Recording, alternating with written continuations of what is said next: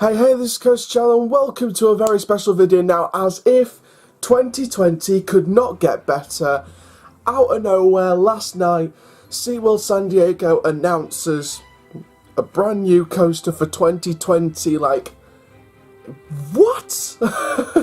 Like, I'm in total shock. I said in that Seaworld Busch Gardens prediction video, I predict Seaworld San Diego, because they're getting a coaster in 2019, they got a coaster in 2018, they're just going to do like a family ride or just improve the water park for 2020. Hell no. Let's put a flaming B&M dive coaster in. What? So basically, if you don't know where this is going, according to the Coaster Studios analysis, which I saw, big shout out to Taylor, this is apparently going on some current parking lot spaces towards Journey to Atlantis. According to Coaster Studios, I don't know if that's completely true. But this is set to be joining a shark encounter refurbishment. So they've got the shark refurbishment going on, and I think the coaster's sort of in that space where next to Journey to Atlantis. So it's easy to it's hard to think that, oh, we're just gonna replace these old parking spaces with a freaking B&M dive coaster. Not the best name to choose. They've chosen Mako, which is typical SeaWorld. You know, they've got the two Manta coasters, and now they've got the two Mako coasters along with SeaWorld Orlando's B&M Hyper, and funnily enough, both of them are B&Ms, so happy days for us all there. So we've got a few stats about the coaster. It's 153 foot tall with a 143 foot face down vertical drop. It is the tallest coaster in the park, and it's the longest, tallest and fastest dive coaster in California. Now this is but technically it should still be the only dive coaster in California, because technically you've got Knott's Berry Farm's Hang Time, they're calling that a dive coaster. Technically it kind of is, but it is a Gerstlauer Infinity with a bit of a hang time drop, so again, you know where I'm coming from. But let's just go with the stats that we know for definite. It is the tallest, fastest and longest dive coaster in California. Now this is all on the 55th anniversary of the park, which I didn't even know was there. I didn't even know it was 55th anniversary, so apologies for that.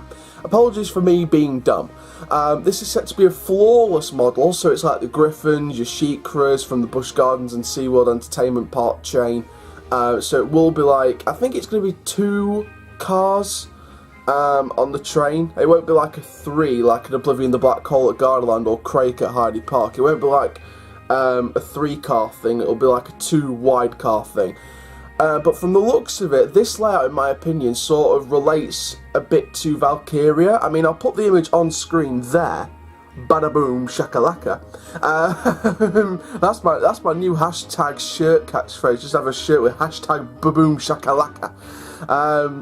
But no, from the image of it, it looks like it's got that Valkyria feel. If you don't know what Valkyria is, it's a B&M dive coaster that opened last year in 2018 at Liseberg in Sweden, that replaced their Intamin launch coaster Kanonen, which we kind of knew was going out the park anyway, because when Helix came along, we were like, well, Helix is brilliant, Kanonen's days are numbered, so we knew that was pretty much going in the next few years. Didn't expect it so soon, but there you go, that's another story. But Valkyria looks a brilliant attraction, and I sort of see that as a relation. I sort of see Mako, the SeaWorld San Diego one, as a relation to Valkyria. So you can take some positives from that, because Valkyria is such a well-renowned coaster around the world, and and San Diego, California are getting their version of Valkyria, so I cannot wait to see when it's completed. Of course, it's painted sky blue, because as you know from restrictions, apparently if a coaster goes up to a certain height, they've got to paint it the colour of the sky. That's why their sort of grounded launch coaster Manta is a darker blue, because there's no restrictions on that, but because it's, you know, that tall, you got to paint it the colour of the sky for some reason. I can't remember exactly why, but it's some kind of restriction, so it is sky blue, but that's alright because it sort of suits. Now, talking about the name, Mako, for a West Coast park, okay, bit weird, but again, I guess it follows that Seaworld Entertainment chain link with Seaworld Orlando, things like that, so it's nice to have another coaster named Mako, but again, it's going to make things a lot more confusing. Six Flags. But overall, I think it's going to be brilliant. I think it's going to be a decent ride, and this came completely out of the blue. Like, we were already pumped up for 2020. We were like, oh, this coaster's happening, and this coaster, and this coaster, and this coaster, and this coaster, and there could be the possibility of this coaster, and this coaster, and this coaster. And then out of the blue, it's like, oh yeah, but a park that's had 2 coasters in a row is getting another one next year, and we're like, what? So there we go. So that's all the details on Mako, but this is all part of a bigger project, a 55th anniversary celebration. So this will include a refresh on the design of the entrance plaza, of the rescue plaza, known as the entrance plaza, which will be redesigned to draw attention to the park's rescue efforts, which I think is a miraculous refurbishment, because I think that's a really good way to sort of shine out that this park isn't just all about animals and rides and attractions, it's all about saving the animals from endangered situations as well. So fair dues, I give full respect and I salute the park for that, because I'm all about rescuing endangered animals. I love to see animals being rescued from bad situations. It breaks my heart that animals are still out there in endangered situations and haven't been rescued yet. So fair dues to the park for that. I give total respect to them for that.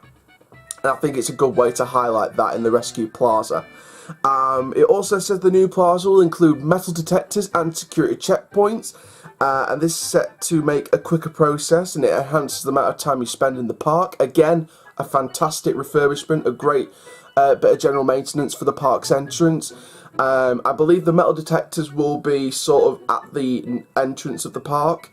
I think they're embedded in these, like, I think they might, I don't know, I mean, I've looked at the image, I think there could be like some metal boxes that will detect, and in fact no, there might be some like metal detectors there, and then you'll go to this like security checkpoint bit, which is a good bit of safety from the park, nice health and safety measures taken by the park, so again, fair dues to them for that. Now March 21st to March 24th, there's going to be tons of entertainment for pass holders, which will host an event for special merchandise, culinary offers, and much, much more. So make sure you stay tuned for that, pass holders of Seaworld. And 2021, they've already said what they're doing for 2021, a year where they're not doing a coaster. So they're going to be renovating the Penguin Encounter attraction, and the current building is expected to be ending its lifespan at the park.